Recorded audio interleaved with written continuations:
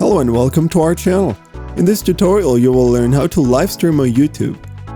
Live streaming to YouTube can be done in so many ways. To get started, we're gonna cover the topic of how to stream from your phone. If you have a small channel with just a handful of subscribers, you may need to use a third-party live streaming app. YouTube app itself needs you to be an eligible content creator.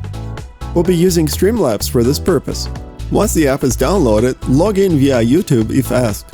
If not, tap on the menu button and tap on Streaming Platform. Tap YouTube and log in there. Now leave the menu and you are ready to start the stream. Tap on the camera screen to reveal some of the controls if they're not visible. First icon toggles the front and rear cameras. Microphone icon is to mute and unmute your mic. You can also enable or disable the chat for yourself so you can read what the viewers are seeing. The last icon will show you the live events such as subscribers or donations.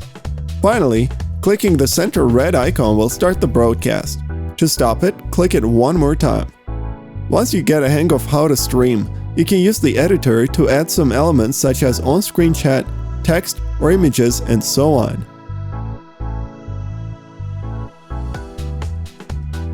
What's your favorite platform of choice for media consumption?